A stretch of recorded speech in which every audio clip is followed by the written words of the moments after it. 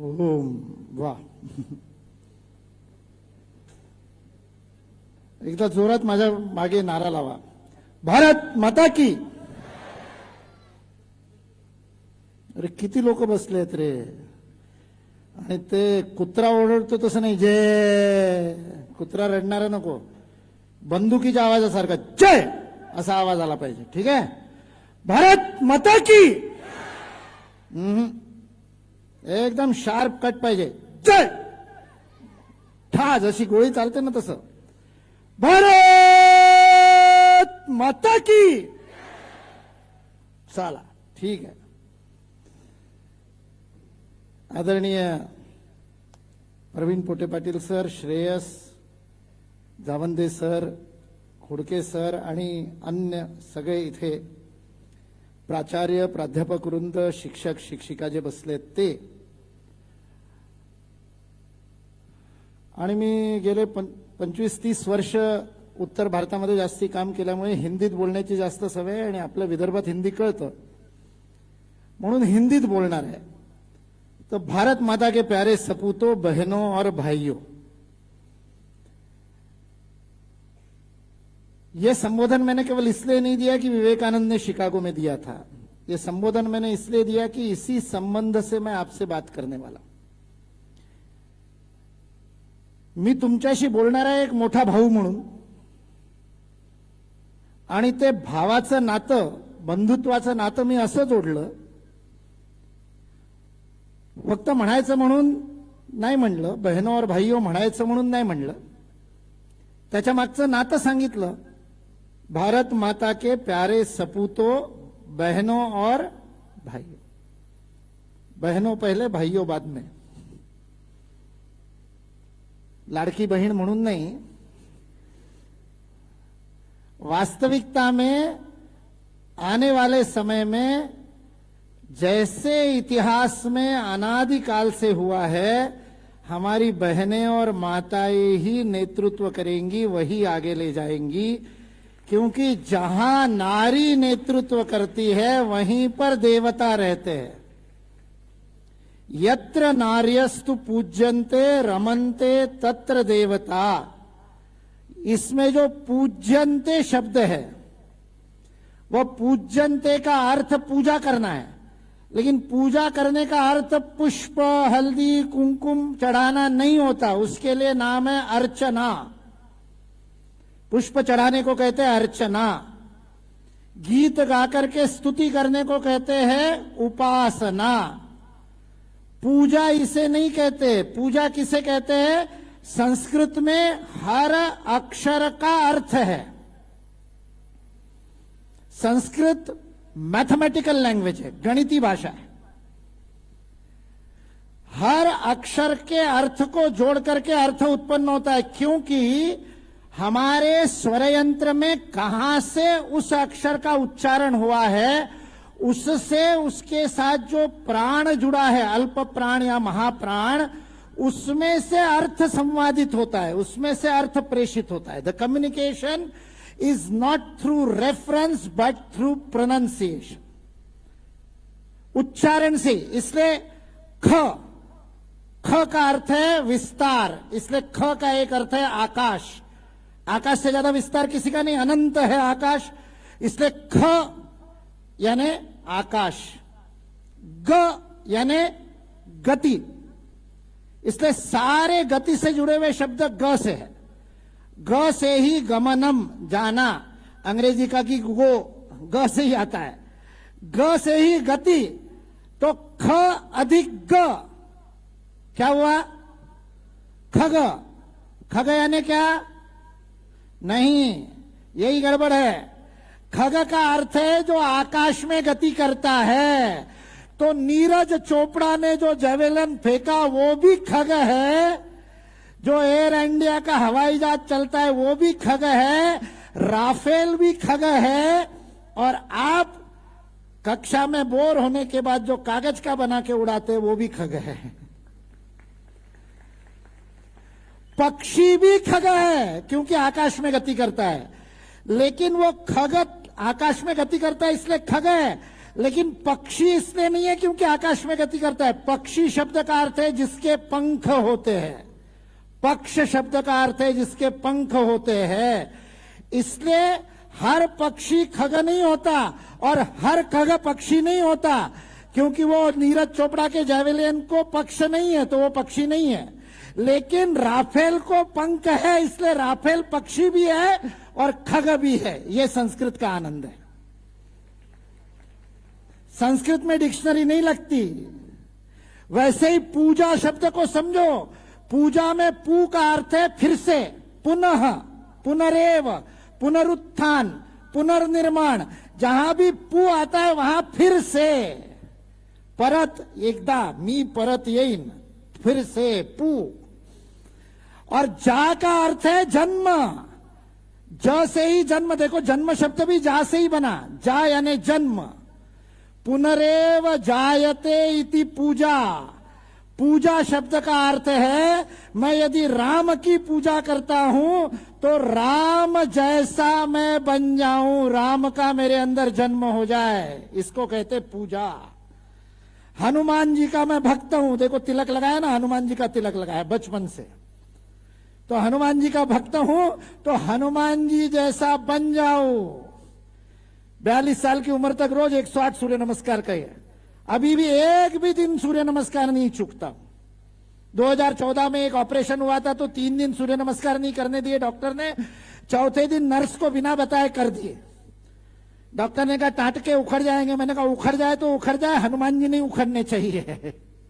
हनुमान जी की पूजा करनी है तो सूर्य नमस्कार करने पड़ेंगे, इसलिए बीमार नहीं पड़ता।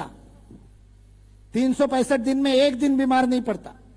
लगातार प्रवास करता हूं, पिछले 3 रातों से कल सोया हूं, उसके पहले 2 रात सोने को समय नहीं मिला, ट्रैवलिंग था। यहां से हैदराबाद, रात को फिर वहीं से सूरत, सूरत से फिर अहमदाबाद गया, अहमदाबाद से वापस आया। कोई फर्क नहीं पड़ता, रात को 12 बजे भी मिलोगे तो ऐसे ही मिलोगे उत्साह में। क्यों? क्योंकि हनुमान जी का भक्त हूं, बिना हनुमान बने नहीं हो सकता। पूजा, इसलिए यत्र नार्यस्तु पूज्यन्ते का अर्थ है जहां नारी के पीछे अनुसरण होता है, नारी नेतृत्व करती है। रमन्ते तत्र देवता, रमने का अर्थ है खेलना, रमने का अर्थ है खेलना, वहां देवता आनंद से खेलते हैं।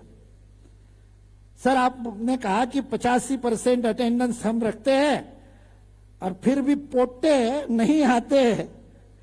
मेरा ये सामने बैठे हुए टीचर से प्रश्न है, क्यों नहीं आते?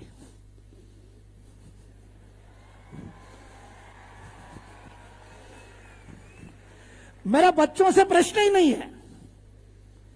सरस्वती की जो संचालन कर रही थी बहना, उसने बहुत सुंदर सरस्वती की प्रार्थना की। सरस्वती के सामने हमने दीप पर प्रज्वलन किया। सरस्वती को विद्या की देवी कहते हैं। अभी मैंने संस्कृत सिखाने के लिए नहीं बताया था, सरस्वती शब्द भी रस, स रस यानी जिस रस के साथ है, स जोड़ना मतलब साथ, फल के साथ है वो स फल, स तब लगता है जब साथ, रस के साथ है वो सरस, और जिसके पास रस है वो रसवती। भाग्यवान पुल्लिंग, भाग्यवती स्त्रीलिंग, रसवान रसवती, सरसवती, जिसकी प्रक्रिया और परिणाम दोनों में रस है वो सरस्वती है। इसलिए ज्ञान में आनंद है, आनंद के बिना ज्ञान नहीं है। कक्षा में आनंद होगा तो बच्चे कक्षा में आएंगे।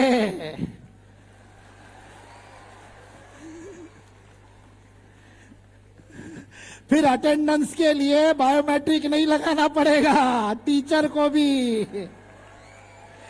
यूजीसी कहती है पीएचडी किए बिना असिस्टेंट प्रोफेसर नहीं बन सकता, कॉलेज कहता है फिर से अंगूठा छाप बन जाओ। बायोमेट्रिक क्यों? क्योंकि सरस्वती गायब हो गई। शिक्षा में सरस्वती होगी, शिक्षा में आनंद होगा तो घर नहीं रहना पड़ेगा। मैं पूरे देश भर में 10,000 गुरुकुलों से जुड़ा हूं। आज भी भारत में 10,000 से अधिक गुरुकुल चलते हैं। और गुरुकुल की शिक्षा की विशेषता है वो आनंद केंद्रित शिक्षा है। हमारे गुरुकुल के बच्चों को, अभी मैं वापस जाऊंगा, नागपुर में अभी एक नया गुरुकुल शुरू हुआ है, मेरे पिताजी ने अपने घर में ही शुरू किया। अभी आते आते मेरे को मैसेज आया वहां के आचार्य का, शाम को बैठक है आचार्यों की, गर्मी में बच्चों को घर कितने दिनों के लिए भेजना है उसके लिए आज बैठक करेंगे। बच्चे घर जाना नहीं चाहते, घर जाते तो घर रहना नहीं चाहते, गुरुकुल वापस आने के लिए माता पिता को कहते हैं मेरे को जल्दी भेजो। जहां रस है, जहां आनंद है, वहां पर यदि घंटी बजने के बाद बच्चे भाग रहे हैं जैसे जेल से छूटे हो, तो सरस्वती गायब है।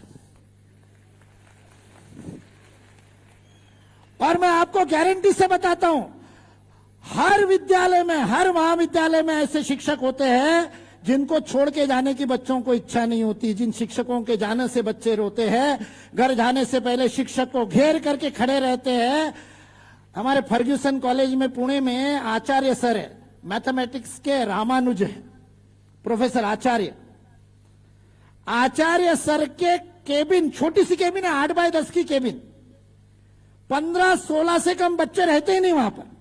बीएससी पार्ट 1 का बच्चा, एक बार एक नया लड़का मिला, बातचीत हुई, क्या है, फर्ग्यूसन में एडमिशन लिया, क्या करते हो, बीएससी करता हूं, FY BSc, first year BSc. मैंने कहा स्कूल से कॉलेज में गया तो क्या फर्क पड़ा। वो फर्स्ट ईयर का बच्चा मेरे को, स्टूडेंट, युवा मेरे को कहता है मुझे गणित से प्रेम हो गया। मैंने कहा कॉलेज में जाकर के प्रेम होता है ये पता था, लेकिन गणित से हो गया ये तो आश्चर्य का विषय है। मैंने कहा कैसे हो गया, बोले आप एक बार आचार्य सर से मिल लो, आपको भी हो जाएगा। मैंने जाकर के देखा, क्या अद्भुत शिक्षक, रस है। बोले रात को 11 बजे एक बार मेरे को कोई गणित की समस्या आई, तो राकेश सर जो मेरी कक्षा लेते, जो PhD स्टूडेंट है आचार्य सर के, तो राकेश सर को फोन किया, मैंने 11 बजे पूछा, उन्होंने थोड़ा समझाया, मेरे को समझ में नहीं आया। 11:30 बजे निराश होकर राकेश सर ने कहा आचार्य सर से पूछ ले। तो उसने कहा ठीक है कल पूछता हूं। तो राकेश सर बोले कल क्यों, अभी पूछ। रात को 11:30 बजे फोन पे HOD से बात करूं मैं? बोले हाँ कर ले। उसने फोन किया आचार्य सर को रात को 11:30। आचार्य सर ने पहले डांट लगाई, अबे तेरी शादी नहीं हुई है, मेरी तो हुई है, कब फोन करना पता नहीं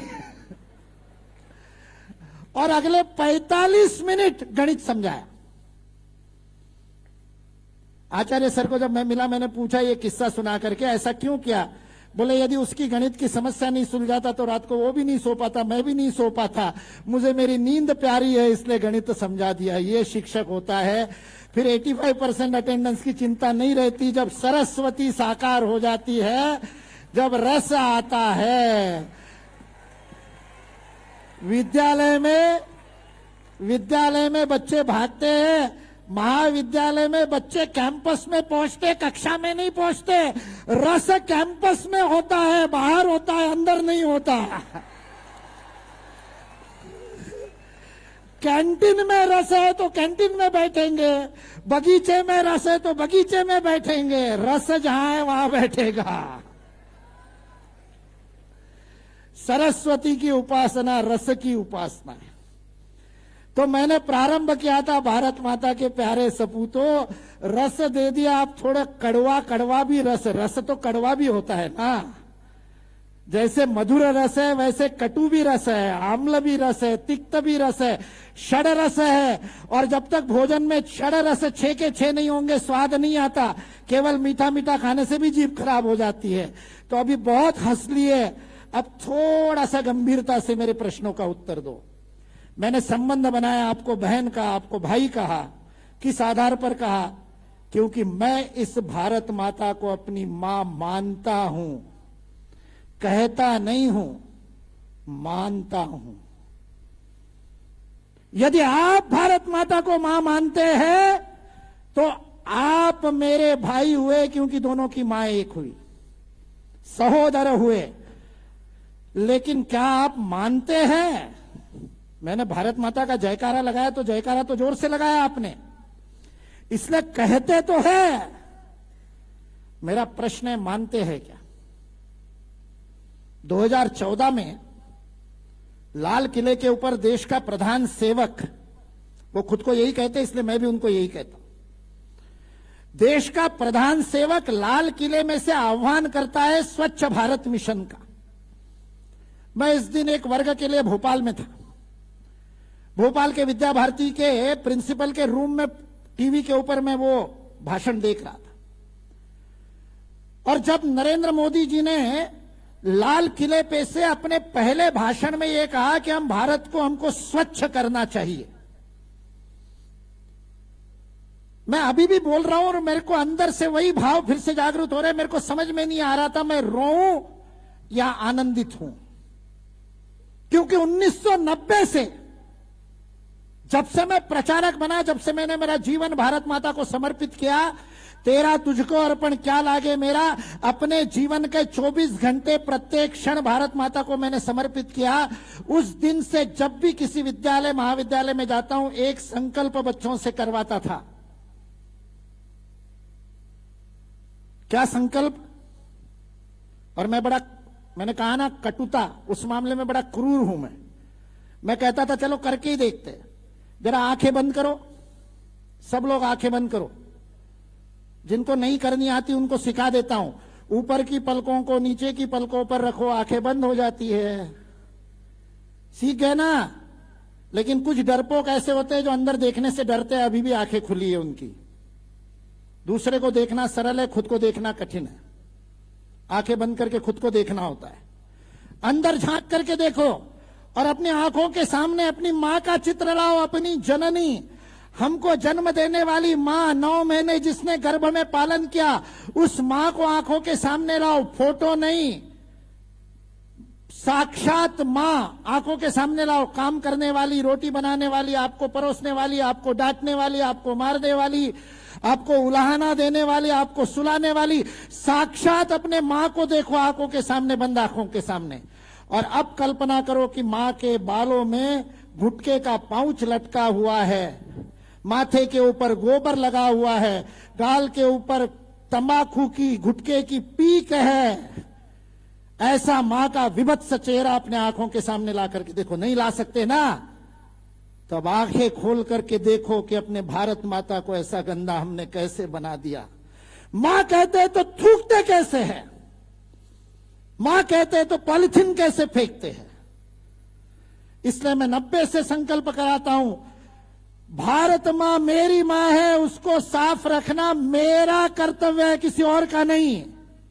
मैं उसे साफ रखूंगा। इसलिए जब 2014 में देश का प्रधान सेवक लाल किले से बोल रहा था, मुझे लगा था मेरे मन की बात बोल रहा है, लेकिन दूसरी तरफ कष्ट हो रहा था, दर्द हो रहा था, दुख हो रहा था। सारा विश्व टकटकी लगा करके नरेंद्र मोदी को देख रहा है क्या बोलेगा, और नरेंद्र मोदी बोल रहा है कि 75 वर्ष के बाद देश गंदा है। तो मां कहते हो कि मानते हो, ये प्रश्न है। कहना तो सरल है, मानना प्रत्येक क्षण, हर क्षण में मानने की बात होती है, हर आचरण में मानने की बात होती है। घर के लिए टूथपेस्ट खरीदने से पहले यह विचार मन में आता है कि इस पेस्ट का पैसा मेरे भारत को समृद्ध करेगा कि किसी विदेशी कंपनी की जेब में जाएगा। केवल ज्यादा मेगापिक्सल्स का कैमरा वाला फोन सस्ते में मिलता है, इसलिए चाइनीज फोन खरीदने से पहले देश का युवा सोचेगा मेरे इस ओप्पो और वीवो और +1 में से गए हुए 500 रुपए में से ही चीन के सैनिक को वो डंडा मिला होगा जिससे मेजर संतोष को वीरगति प्राप्त हुई थी। तुम्हारे जेब में रखे हुए फोन के पैसे से इस देश का जवान वीरगति को प्राप्त होता है। इससे भारत मां कहना केवल शब्द नहीं है, मां मानने की बात है। मैं मानता हूं, मैं 8वीं कक्षा में था, तब स्वामी विवेकानंद का लाहौर का दिया हुआ भाषण पहली बार पढ़ा मैंने। हिंदू धर्म के सामान्य आधार भाषण का नाम 10 रुपए की पुस्तक रामकृष्ण मिशन ने छापी है। एक बार लीजिए, पढ़िए, रट डालिए, याद कीजिए। लाहौर में बोल रहे स्वामी जी, 1897 1897 में दिया गया भाषण है, और उसमें स्वामी विवेकानंद ने कहा है, शास्त्र कहते हैं, भागवत कहता है 84 लाख योनियों में घूमने के बाद जब पुण्य एकत्रित होते हैं तब मनुष्य का जन्म मिलता है। अति दुर्लभ मानव तन पावा, अत्यंत दुर्लभ ऐसा यह मनुष्य का शरीर मिला। अनेक जन्मों में पुण्य का संचय करने के बाद मनुष्य के रूप में जन्म मिला। कुत्ता, सुअर, बिल्ली, गोबर के कीड़े, पता नहीं क्या क्या बिताए हमने, कुछ अच्छे कर्म किए, कुछ पुण्य संचय हुए तो मनुष्य का जन्म मिला। इसलिए शास्त्र कहते हैं इसको सार्थक करो, स्वार्थ के लिए मत जियो, मनुष्य बने हो, मानवता का अपनाओ, दूसरों के लिए जीवन लगाओ। स्वामी विवेकानंद का वाक्य, केवल वे ही जीते हैं जो औरों के लिए जीते हैं, स्वयं के लिए तो पशु जीता है।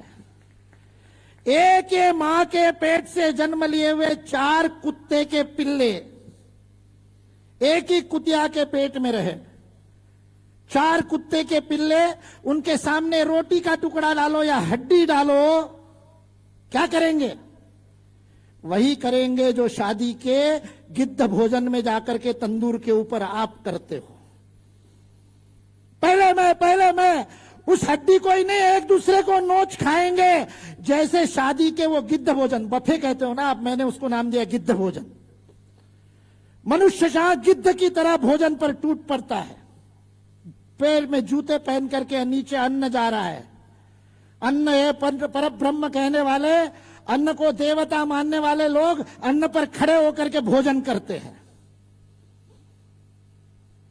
कुत्ते के 4 पिल्ले एक ही मां के जने हुए हैं, लेकिन अनबंधुत्व नहीं है। एक रोटी के टुकड़े के लिए एक दूसरे को खा जाएंगे। यदि मनुष्य होकर के स्वार्थी है तो वो पशु नहीं है, वो तो दानव है। पशु तो अपने स्वभाव के अनुसार करता है, मनुष्य करके पैदा होने के बाद भी दूसरे के लिए कुछ नहीं किया तो फिर पशु नहीं कहा जाएगा, फिर तो पिशाच कहा जाएगा, फिर तो दानव कहा जाएगा।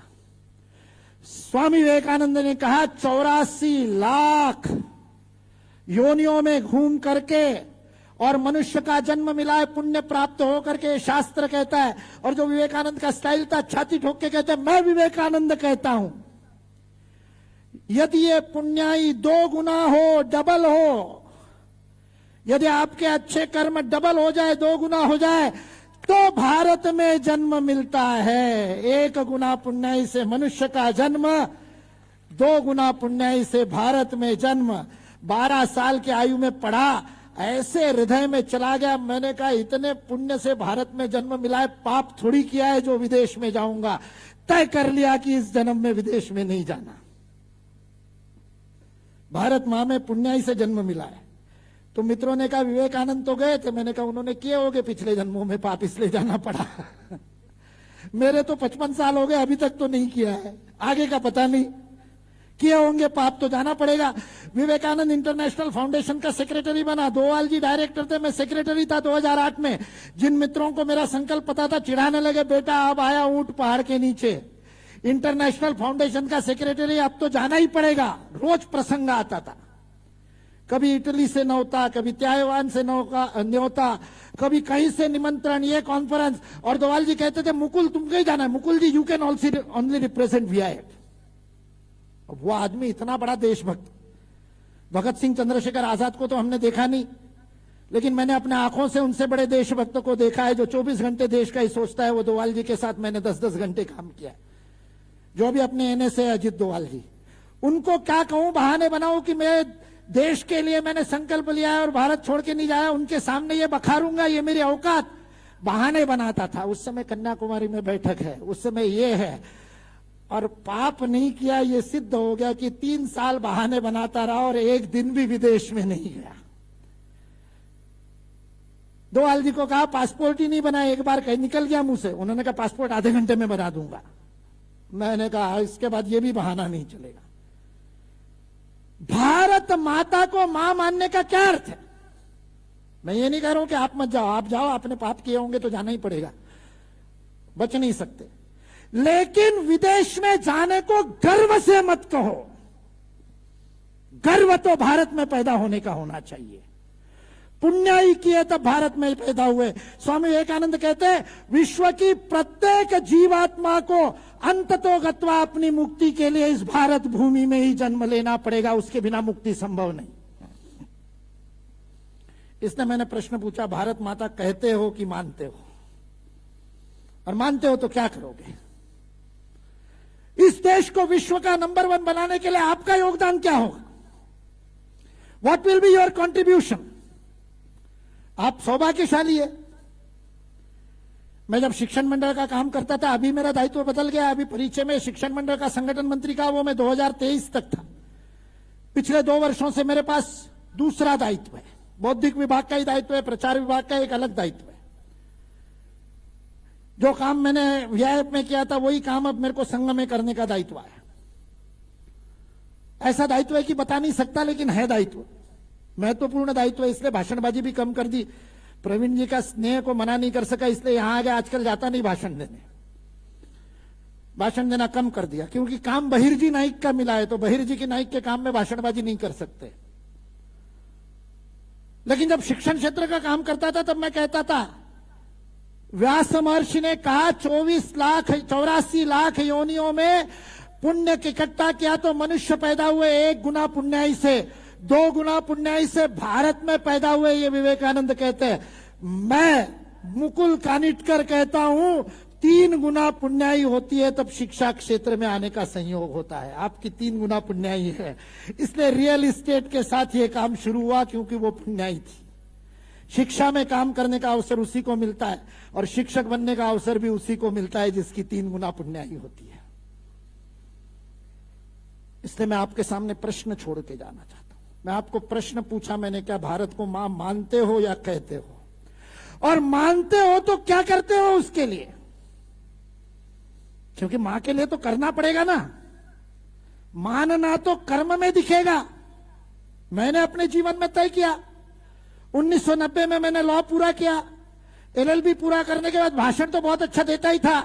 मेरे मित्र मेरे को कहते थे तू सुप्रीम कोर्ट तक जाएगा, अरुण जेटली से अच्छा वकील बनेगा, जहां जाएगा वहां पर वकालत करेगा। मैंने मेरी मां को जाकर के कहा, मां मैं वकालत करने के लिए पैदा नहीं हुआ, अपराधियों की वकालत करके पैसे कमाने के लिए, जेब भरने के लिए मां मेरा जन्म नहीं हुआ।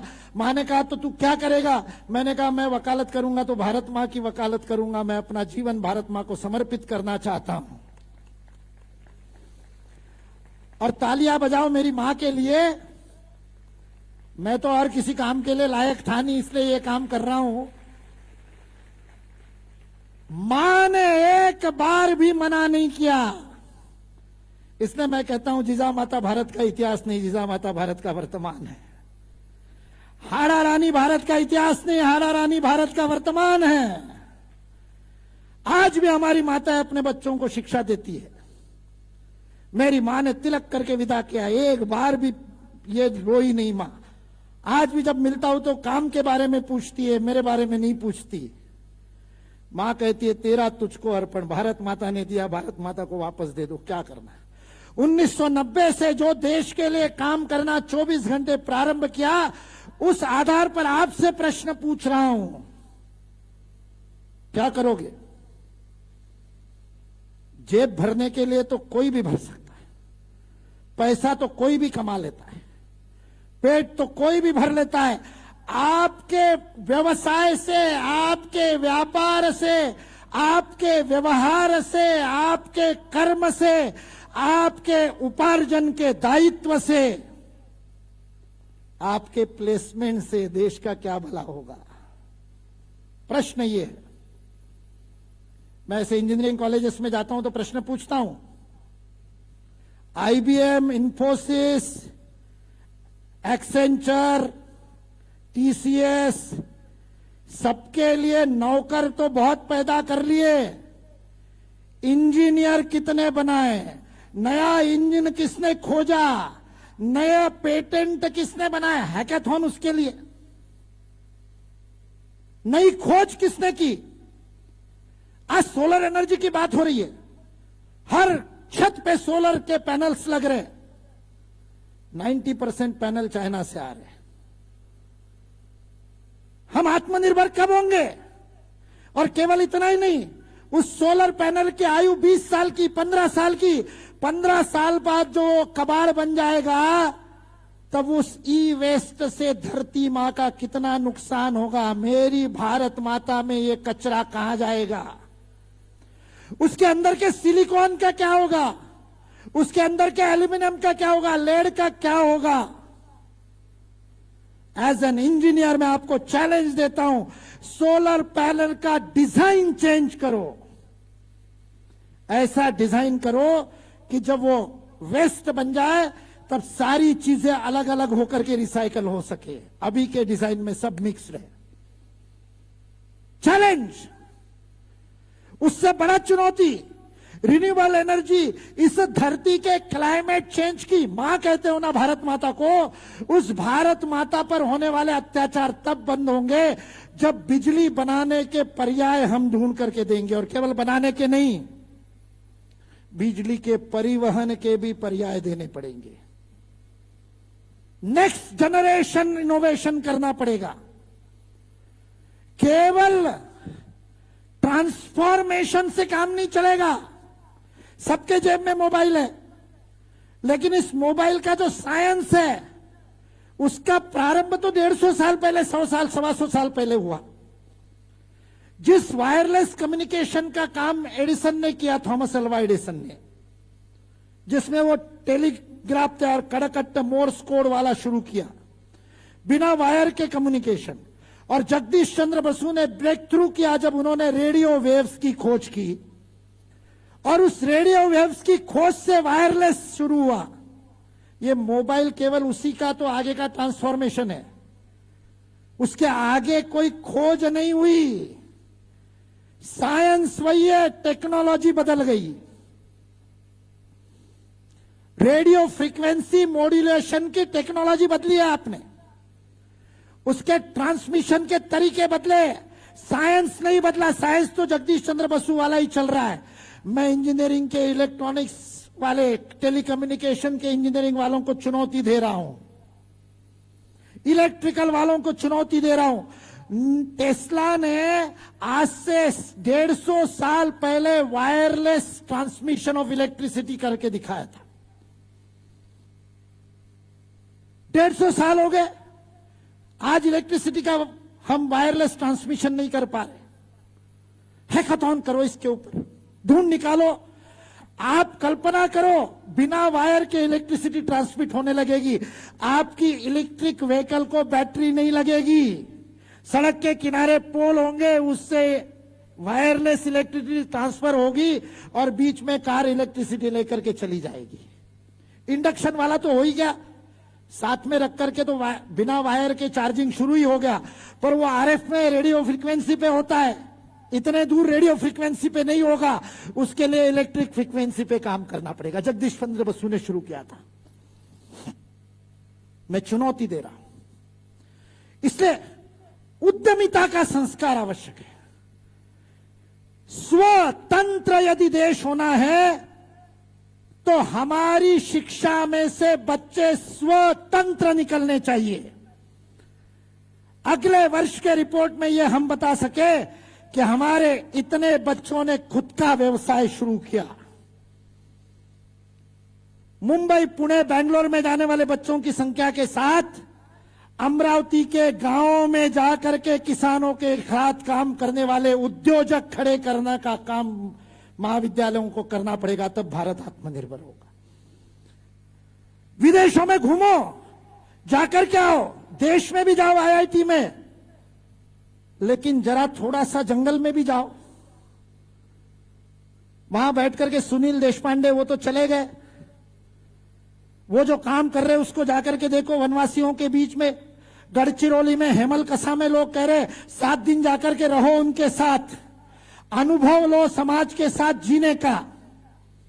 यहां यवतमाळ में दीनदयाल उपाध्याय जी के नाम से सेवा कार्य चलता है, जाओ, जनजातियों के साथ काम करने वाले लोगों के साथ 7 दिन रह करके आओ, उनको सर्टिफिकेट दीजिए कि ये इंटर्नशिप करके आए, सोशल इंटर्नशिप। कितने समाज सेवक निकाले पीआर पोटे कॉलेज ने, कितने प्रचारक निकाले। देश को समर्पित होने वाले कितने गए, सेना में कितने गए। ऑफिसर्स की कमी है सेना में आज, 48,000 ऑफिसर्स नहीं है सेना के पास, क्योंकि हर किसी को व्हाइट कॉलर नौकरी चाहिए, श्रम नहीं करना चाहता व्यक्ति। हमारा एक मित्र है आकाश चौरसिया, आईआईटी करने के बाद छोड़ करके आज सागर में किसानों को ट्रेनिंग देता है। आप जो बता रहे थे ना, 1 एकड़ में 10 लाख का उसका प्रोजेक्ट है। 3 टायर खेती, 5 टायर खेती, एक ही जगह पर ऊपर में पेड़, बीचे बल्ली, नीचे पौधा और उसके नीचे और कोई ना कोई सब्जी, एक साथ 5, एक ही एकड़ में 5 फसल लेना सिखाता है। बुलाइए आकाश चौरसिया को, ये रियल हीरो है। इन्होंने अपने जीवन में कुछ करके दिखाया। समाज की समस्याओं का समाधान करने वाले भारत रत्न पैदा होने चाहिए हमारे महाविद्यालयों में से, तब भारत आत्मनिर्भर होगा। और उसके लिए समाज से जुड़ना पड़ता है गर्व के साथ। किसान का बेटा डॉक्टर इंजीनियर तो हो जाए पार्टीदूत से, पर किसान का बेटा किसान भी हो जाए और गर्व से बताए कि मैं किसान हूं। किसान होने में गर्व करने लगे। मैं वो पोडियम के पीछे इसीलिए नहीं गया, ऐसा खुला इसीलिए घूम रहा हूं क्योंकि ये धोती मैं गर्व से पहनता हूं। कंठ लंगोट लगाने से अपने आप को स्मार्ट समझना छोड़ दो, यह गुलामी है। 47 में अंग्रेज चले गए, ये कंठ लंगोट छोड़ गए। सावरकर के शब्द है, लंगोट कहां बांधना पता नहीं तो गले में टांग लिया। गुलामी ने मत सिखाइए बच्चों को, स्वतंत्र सिखाइए। मैं आईआईटी में जाता हूं तो ये भी ये पहन करके जाता हूं। बेचारे वाइस चांसलर कंठ लंगोट लगा करके बैठे होते हैं और मैं धोती पहन करके चुनौती देता हूं। स्वतंत्रता वेश की स्वतंत्रता है। हमारी माताओं ने बचाए रखी है साड़ियां पहन करके, इसलिए यत्र नार्यस्तु पूज्यन्ते, लीडरशिप महिलाओं को इसलिए देनी पड़ेगी। आज भी संस्कृति उन्होंने ही बचाए रखी है और धोती वाला मैं एक ही हूं। और मैं आपको चुनौती देकर के कह रहा हूं, ये मैं पुराना प्राचीन ड्रेस नहीं पहना है, मैंने अल्ट्रा मॉडर्न ड्रेस पहना है। आज से 5 साल बाद धोती की फैशन आने वाली है, 5 साल पहले मैंने पहन रखी है। और क्यों आएगी पता है? क्योंकि इससे ज्यादा एयर कंडीशन दूसरा वेश कौन सा है? भारत के वातावरण में इससे ज्यादा कंफर्टेबल वेश कौन सा है? और स्वतंत्र है। मेरे को 16 प्रकार से धोती बांधनी आती है। आज मैंने राजस्थान वाली बांधी है जिस पर घुड़सवारी कर सकता हूं, कबड्डी खेल सकता हूं। आपकी चड्डी खुल जाएगी, मेरी धोती नहीं खुलेगी क्योंकि राणा प्रताप ने ऐसी बांधी थी जो मैंने बांध रखी है। मैं 16 प्रकार से, उड़ीसा की अलग, तमिलनाडु की अलग, हर प्रकार की, बंगाल की अलग, गुजरात की अलग, सारी धोतियां बांधना मुझे आता है। जिस दिन जो मूड बना, आज मैंने कहा अमरावती जा रहा हूं, हनुमान व्यायाम प्रसारक मंडल के गांव में, तो हनुमान जी वाली पहन के जाऊं, इसलिए राणा प्रताप वाली पहने। और इतनी स्वतंत्रता नहीं, शाम को इसी को खोल के लपेट लूंगा लुंगी बना करके। कहीं पर सोने के लिए चादर नहीं मिली तो इसी को बिछा लूंगा, कहीं मच्छर ज्यादा होंगे तो इसी को ओढ़ लूंगा। इतना स्वतंत्र ड्रेस क्या है? क्रिएटिविटी की बात होती है। मेरे पास 16 प्रकार की क्रिएटिविटी है। आप जो बोरी पहनते हो, बोरिया पसंद है ना आपको? बहुत नहीं पता, अंग्रेजी में बताऊं तो समझ में आएगा। जीन्स, जीन्स को हिंदी में बोरी कहते हैं, मराठी में टाट कहते हैं। टाट, टाट देखे ना, टाट के कपड़े। टाटा हरी बाबा, एक बाबा है जो टाट के ही कपड़े पहनते। वो बोरी, उस जीन्स जो कहते हो, उस बोरी का सबसे बढ़िया उपयोग क्या है? करके देखना। मैं कह रहा हूं इसलिए मत मानना, प्रयोग करके देखना। वो जीन्स के कपड़े का सर्वोत्तम उपयोग है पोछा लगाने में। उससे बढ़िया पोछा और किसी कपड़े से नहीं लगता। करके देखो घर में। और जिनके दिमाग में पोछा लग जाता है वो पहन भी लेते हैं। मैं आपको चैलेंज दे रहा हूं, मैं ये 16 प्रकार से धोती पहन लेता हूं, आप 2 प्रकार से जीन्स पहन करके दिखा दो। आपकी स्वतंत्रता आपने दर्जी के हाथ में गिरवी रख दी। आपका स्मार्टनेस दर्जी तय करता है, मेरा स्मार्टनेस मैं तय करता हूं। जहां जाता हूं एयरपोर्ट में धोती देख करके सिक्योरिटी वाले भी डरते, कोई तो वीआईपी होगा। मंत्रालय में बिना पास के घुस जाता हूं, धोती वालों से सब डरते हैं, क्योंकि ऐसा स्मार्ट आदमी और कोई नहीं मिलेगा आपको। क्योंकि इस स्मार्टनेस के लिए मैं फेयर एंड लवली पे डिपेंड नहीं करता। मेरे अंदर की देशभक्ति की ज्वाला है जो मेरे चेहरे पर तेज लेकर के चमकती है। मेरे आंखों की चमक मेरे भारत माता का प्रेम है, भारत माता के जीवन जीने के लिए। इसलिए आपसे प्रश्न पूछता हूं, युवा हो, युवाओं का सबसे प्रिय काम होता है शीशे में देखना। आज भी सबसे अंतिम काम वही किया होगा। चाहे घर से निकलो, चाहे हॉस्टल के कमरे से निकलो, कई बार तो जूते पहनने के बाद आता अंदर जाकर के देख लेते, एक बार शीशा देखते। जो जितना युवा होता है दिन में उतने ज्यादा बार शीशा देखता है। थोड़ी सी आयु बढ़ती है तो देखने लायक कुछ रहता नहीं, या तो उड़ जाता है या सफेद हो जाता है, फिर शीशा देखना कम हो जाता है। वो हमारी बहनें चलाती है ना स्कूटी और क्या एक्टिवा, मेरे को ये गलत फहमी थी कि उसमें 2-2 जो शीशे लगे होते हैं वो ट्रैफिक देखने के लिए।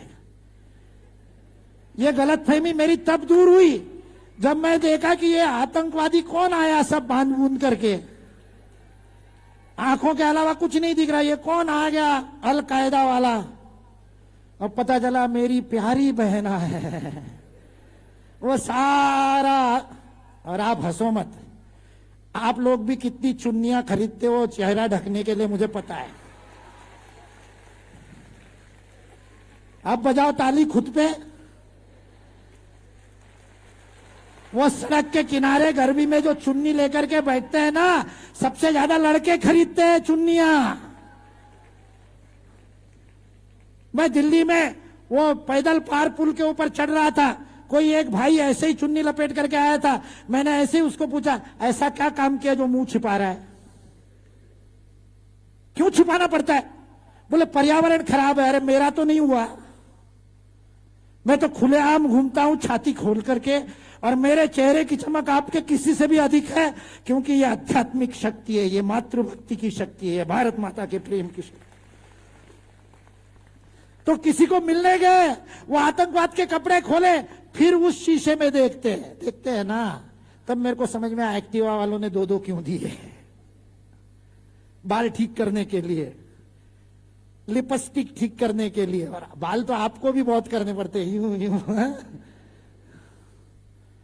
युवा है तो शीशा देखता है। क्या देखते हो शीशे में? दर्पण में क्या देखते हो? What do you see in the mirror? यही देखते हो ना सब ठीक ठाक है कि नहीं, यही देखते हो ना। इससे बड़ा आध्यात्मिक काम क्या है? यदि एक कदम और आगे बढ़ जाओ और ये पूछो कि अंदर सब ठीक ठाक है कि नहीं है। उस शीशे में से आपको जो आंखें देखती है, उस दर्पण से आपकी ओर देखने वाली आंखें आपसे एक ही प्रश्न पूछती है, हु आर यू? कौन हो तुम? क्या करने के लिए तुमने जन्म लिया है? What is the purpose of your life? मकसद क्या है इस जीवन का? ये प्रश्न पूछती है वो आंखें, सबसे पूछती है। 13 साल के सुभाष ने पूछा अपनी मां को, पिताजी ने हॉस्टल में भेज दिया था, अंग्रेजी शिक्षा के लिए भेजा था। पिताजी के मन में था कि सिविल सर्विसेज में जाएगा, अंग्रेजों का अधिकारी बनेगा। इसलिए स्कूल में जाकर के बहुत पैसा खर्च करके बोर्डिंग स्कूल में डाला सुभाष को। 13 साल के सुभाष ने बोर्डिंग स्कूल से मां को पत्र लिखा। श्री कृष्ण सरल की पुस्तक है कालजयी सुभाष, उसमें वो पूरा पत्र है। सुभाष 13 साल का सुभाष मां को पत्र लिख करके पूछ रहा है, मां 9 महीने तक तूने गर्भ में पाला, प्रसव की अत्यंत पीड़ा सहन करके मुझे जन्म दिया। मां बता मेरा जन्म किस लिए हुआ? क्या इतना सब कुछ तूने इसलिए किया कि मैं अंग्रेजों का नौकर बनूं? क्या तूने नौकर पैदा किया है? क्या सिविल सर्विसेज में जाकर के जनता के ऊपर अत्याचार करने के लिए मेरा जन्म हुआ है? मां बता मैं क्यों जन्म लिया मैंने? इतिहास को पता नहीं कि मां ने क्या उत्तर दिया, लेकिन इतिहास को यह पता है कि जिस सुभाष ने यह प्रश्न पूछा कि मैं कौन हूं और मेरे जीवन का लक्ष्य क्या है, क्या करने के लिए मैंने जन्म लिया है, वो सुभाष नेताजी सुभाष चंद्र बोस के रूप में विश्व का सबसे बड़ा स्वतंत्रता सेनानी बना। जिसने स्वयं से प्रश्न पूछा, आपने बताया एपीजे अब्दुल कलाम ने इसकी शुरू की थी। उनकी आत्मकथा है विंग्स ऑफ फायर, अग्नि के पंख। नहीं पढ़ी हो तो पढ़िए। बचपन से रामेश्वरम में गरुड़ों को उड़ता हुआ देखते थे। कभी आप कन्याकुमारी रामेश्वरम जाएंगे तो देखेंगे इतने गरुड़ हैं। जहां एपीजे अब्दुल कलाम का घर है वहां गया हूं मैं रामेश्वरम में, और 20 साल तक विवेकानंद केंद्र कन्याकुमारी का काम किया, तो साल में 2 बार कन्याकुमारी रामेश्वरम जाता होता था। तो वहां वो गरुड़ देख करके समझ में आया कि छोटे अब्दुल के मन में फाइटर पायलट बनने की इच्छा क्यों हुई। उस गरुड़ की उड़ान को देख करके उनको लगा कि मैं भी एक दिन उड़ूंगा। बीएससी करने के बाद सेना में जाने के लिए, एयरफोर्स में जाने के लिए परीक्षा दी, सिलेक्ट हो गए, इंटरव्यू के लिए गए, देहरादून में इंटरव्यू हुआ, 19 लोग सिलेक्ट हुए, 20वें नंबर पे अब्दुल रहा। निराश हो गए, जीवन का लक्ष्य चला गया। एयरफोर्स पायलट बनने के लिए सारी तैयारी कर रहे थे, अब क्या करूं। विमनस्क अवस्था में ऋषिकेश पहुंचे, गंगा जी के किनारे बैठे, गंगा जी में डुबकी लगा करके आत्महत्या करने का विचार मन में है। अग्नि के पंख में, विंग्स ऑफ फायर में स्वयं एपीजे अब्दुल कलाम ने लिखा है, एक तेजस्वी गोल चेहरे का सन्यासी आया, मेरे कंधे पर हाथ रख करके पूछा, बेटा क्यों परेशान हो? और मैं कुछ बोलूं उसी से पहले कहा, यह मत कहना कि परेशान नहीं हो, तुम्हारी आंखें तुम्हारा द्वार है, ये आंखें बता रही है अंदर क्या उथल पुथल चल रही है। अरे जब एक रास्ता बंद होता है तो अनेक खुल जाते हैं। यदि तुम्हारे साथ कुछ ऐसा हुआ है तो सोचना तुम्हारा जन्म उसके लिए नहीं हुआ, किसी और काम के लिए हुआ। पूछो अपने आप से किस लिए जन्म हुआ और भगवत गीता दी। शिलांग में अंतिम भाषण देते हुए, कर्म करते हुए उस कर्मयोगी ने जब श्वास छोड़ी, तब उनकी कोट की जेब में स्वामी शिवानंद की दी हुई भगवत गीता उस दिन भी थी। उस भगवत गीता ने एपीजे अब्दुल कलाम को प्रश्न दिया, क्यों पैदा हुआ, क्या तेरे जीवन का लक्ष्य है। एयरफोर्स में सिलेक्ट नहीं हुआ तो किस लिए। और मैं सोचता हूं सिलेक्ट हो जाते तो मिसाइल मैन मिलता क्या, सिलेक्ट हो जाते तो हमको इसरो के पीएसएलवी वाला व्यक्ति मिलता क्या। यदि एपीजे, इसलिए जीवन का लक्ष्य क्या है। जिसने प्रश्न पूछा उसका जीवन बदल गया। मैंने भी पूछा यही प्रश्न, इसलिए जीवन बदल गया। वो प्रश्न आपको देख करके जा रहा हूं, कौन हो आप। और मैं बहुत बेकार आदमी हूं, मैंने आपकी खोपड़ी में कीड़ा डाल दिया, अपने विदर्भ की भाषा में रेमन कीड़ा बोलते हैं ना, रेमन कीड़ा डाल दिया। अब जब भी शीशा देखोगे मेरा प्रश्न याद आएगा, कौन है तू, किसलिए पैदा हुआ, क्या है तेरे जीवन का लक्ष्य। और केवल 2 संकेत दे देता हूं लक्ष्य ढूंढने के लिए। पहला संकेत, जीवन का लक्ष्य स्वयं के लिए नहीं हो सकता। सामान्य वस्तु भी, ये माइक है, इस माइक का क्या काम है, वक्ता की आवाज को ग्रहण करना, वो वहां पर रखे हुए एम्पलीफायर तक पहुंचाना, एम्पलीफायर स्पीकर तक पहुंचा करके आवाज बड़ी करके हजारों बच्चों तक पहुंचा रहा है। ये माइक खुद की आवाज नहीं पहुंचा रहा है, मेरी आवाज पहुंचा रहा है। यदि थोड़ी भी खरखर कू कू स्वार्थ की खुद की आवाज निकालेंगे, टेक्नीशियन फेंक देगा, काम का नहीं रहा। जो दूसरों के लिए जीते हैं वही जीते हैं। एक वस्तु भी खुद के लिए नहीं है। The value of the mic, इसका मूल्य तभी तक है जब ये दूसरे की आवाज ग्रहण करता है। जिस कुर्सी पर आप बैठे हो वो आपको आराम देती है, आपका वजन खुद सहती है, आराम आपको देती है। जिस दिन एक भी पैर थोड़ा सा गड़बड़ हो जाए और बैलेंस बिगड़ जाए, आप उसको कबाड़ में डाल दोगे। जब वो दूसरे को आराम देना बंद कर देगी, उसकी वैल्यू 0 हो जाएगी। स्वार्थी व्यक्ति की वैल्यू जीरो नहीं होती, निगेटिव होती है। वो समाज को खोखला करता है। इसलिए पर्पस ऑफ लाइफ व्यक्तिगत नहीं हो सकता, पर्पस ऑफ लाइफ स्वार्थ नहीं हो सकता, पर्पस ऑफ लाइफ क्या पाया ये नहीं हो सकता, पर्पस ऑफ लाइफ क्या दिया ये हो सकता है, कंट्रीब्यूशन हो सकता है, योगदान हो सकता है। इसलिए पहला संकेत, what are you going to contribute, आपका योगदान क्या होगा परिवार के लिए, समाज के लिए, राष्ट्र के लिए, मानवता के लिए। जितने बड़े के लिए योगदान करोगे उतना बड़ा महापुरुष होगा। इसलिए पहला संकेत, जीवन का लक्ष्य खोजते समय यह मत सोचना कि मैं ये बनूंगा, प्रश्न यह है बनकर के क्या करोगे। डॉक्टर बनूंगा यह जीवन का लक्ष्य नहीं हो सकता, क्योंकि डॉक्टर बनकर के कट प्रैक्टिस करके डिस्टिल वाटर के इंजेक्शन दे करके पैसे कमाने वाले बेईमान डॉक्टर भी है, और सेवा भाव से हिमलकसा में जाकर के जंगल में सेवा करने वाले डॉक्टर भी है, और नई नई दवाइयों के खोज करने वाले रिसर्च वाले भी डॉक्टर है। डॉक्टर बनना लक्ष्य नहीं है, डॉक्टर बनना माध्यम है। रिसर्च करना, पैसे कमाना या सेवा करना ये जीवन का लक्ष्य है। लक्ष्य है माध्यम के, ध्यान मत दो। हम व्हीकल्स में उलझ गए, सारी शिक्षा व्यवस्था करियर ओरिएंटेड हो गई। मिनिस्ट्री का नाम ही HRD मिनिस्ट्री कर दिया, ह्यूमन रिसोर्स डेवलपमेंट। अरे मैंने कहा ह्यूमन कैसे रिसोर्स हो सकता है, वो तो सोर्स है।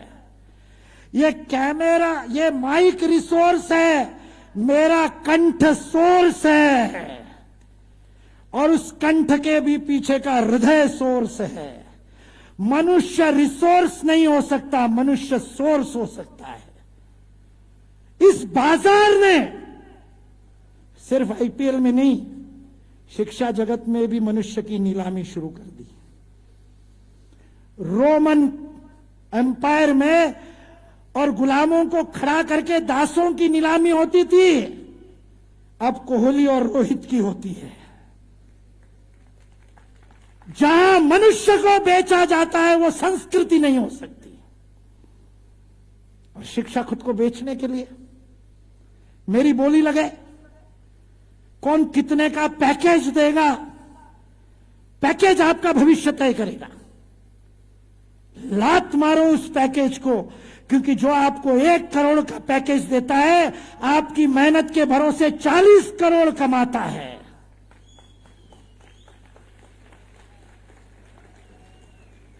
इसलिए दासता की बात नहीं, स्वतंत्रता की बात करो। स्वयं के जीवन का लक्ष्य तय करो, क्या करना है मुझे, क्या करने के लिए मैंने जन्म लिया है। पशु में और हम में यही भेद है। पशु की भोग योनि है, प्रोग्राम्ड है, आर्टिफिशियल इंटेलिजेंस है, उसका भगवान ने प्रोग्रामिंग करके भेजा है, स्वातंत्र नहीं है, इसलिए उसका नाम पशु है। भाषा से शुरू किया था, भाषा पे समाप्त करता हूं। पाश में बंधा इसलिए पशु। कुत्ते को पत्थर मारो क्या करेगा, भौंकेगा, भागेगा, काटेगा। चौथा ऑप्शन बताओ कुत्ते का। कुत्ते के पास चौथा ऑप्शन नहीं है। भगवान ने 3 ही प्रोग्रामिंग दी, MCQ नहीं बन सकता। MCQ के लिए 4 ऑप्शन चाहिए ना, 3 ही है कुत्ते के पास। ऑल ऑफ द अबव भी नहीं कर सकता।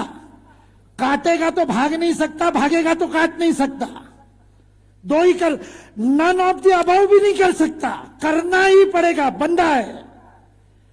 भौंकेगा तो भौंकेगा ही। भौंकना, भागना, काटना, 3 में से एक ही काम करेगा या 2 करेगा। कुत्ता है, इसलिए मनुष्य को पत्थर मारो क्या करेगा, आपको कोई पत्थर मारे क्या करेगा। जोश जोश में मत बताओ मैं भी उल्टा पत्थर, ईंट का जवाब पत्थर से देंगे। नहीं बंधु, आप मेरे को उल्टा सवाल पूछोगे, मारने वाला / वाली कौन है, फर्क पड़ता है। मारने वाला हो तो रिएक्शन अलग, मारने वाली हो तो रिएक्शन अलग। क्यों बंधु, कौन मारने वाला या वाली है उस पर फर्क पड़ेगा, क्यों मारा, उद्देश्य क्या था, फर्क पड़ेगा, जब मारा तब मेरा मूड क्या था, फर्क पड़ेगा। पत्नी से लड़के आया होगा तो अलग रिएक्शन होगी। क्यों? क्योंकि मनुष्य के पास अनंत संभावनाएं हैं। मनुष्य का स्वातंत्र है कर्म की अनंत संभावनाएं। Nothing is the limit, even sky is not the limit. इसलिए इसरो ने अंतरिक्ष में 2 उपग्रह जोड़ दिए, because sky is also not the limit. There is no limit. इतनी अद्भुत क्षमता हम में से प्रत्येक के अंदर है, लेकिन प्रत्येक की अद्वितीय है।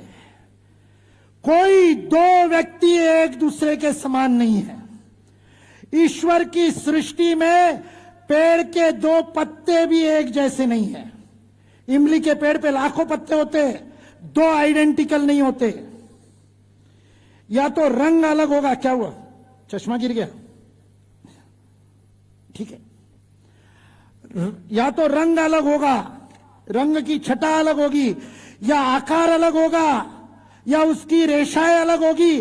2 पत्ते भी एक जैसे नहीं बनाता भगवान, क्योंकि ईश्वरीय सृजन का नाम मौलिकता है। जो नकल करता है वो मनुष्य नहीं है, क्योंकि आप बने ही नहीं नकल करने के लिए। आप जैसा दूसरा नमूना भगवान ने बनाया नहीं। ये मुकुल मुकुंद कानिटकर, भगवान ने एक ही नमूना बनाया। 7 अरब, दुनिया की 8 अरब होने लगी आबादी, 800 करोड़ में ऐसा नमूना दूसरा नहीं है। और केवल यही नहीं, आप में से प्रत्येक अद्वितीय है, यूनिक है। नहीं मानते हो? मैंने एलएलबी कर रखा। आप तो मानोगे नहीं, क्योंकि मानने से जिम्मेवारी आती है।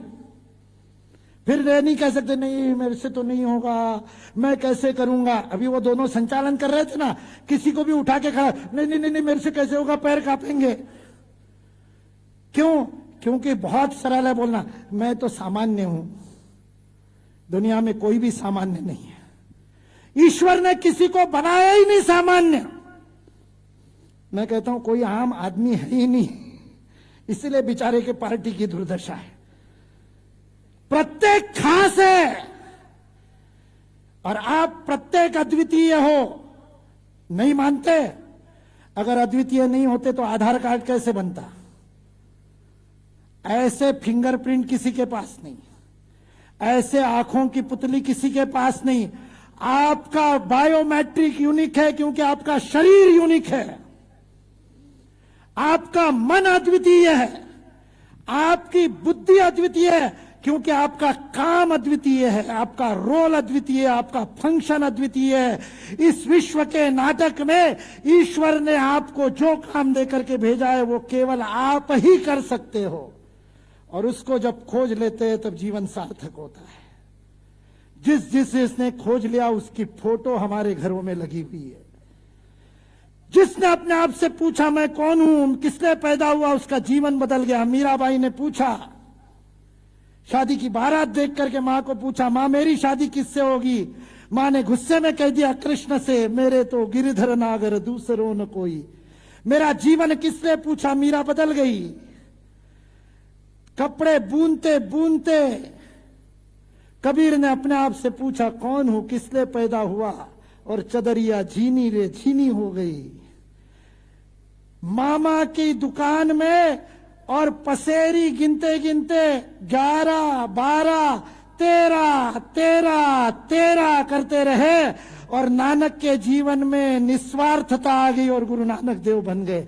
जिसने अपने आप से प्रश्न पूछा वो बदल गया।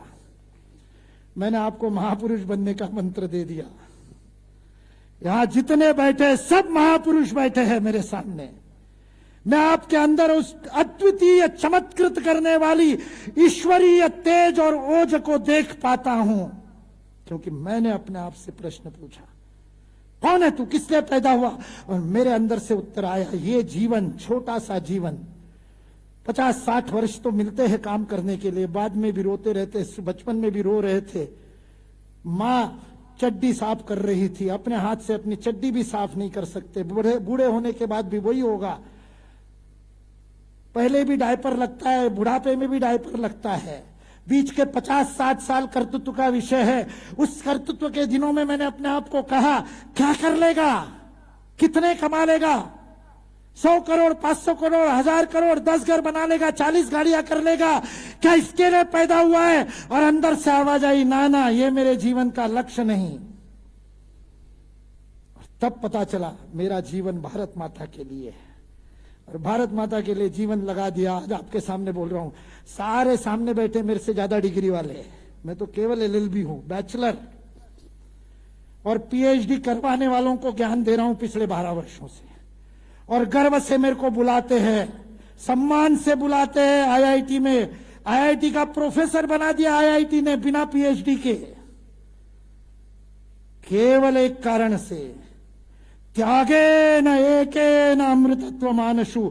मैंने मेरे जीवन का लक्ष्य खोजा और अपने 24 घंटे 365 दिन उस लक्ष्य के लिए समर्पित कर दिए। आपके सामने भी आह्वान करता हुआ अपनी वाणी को विराम देता हूं। भारत माता की।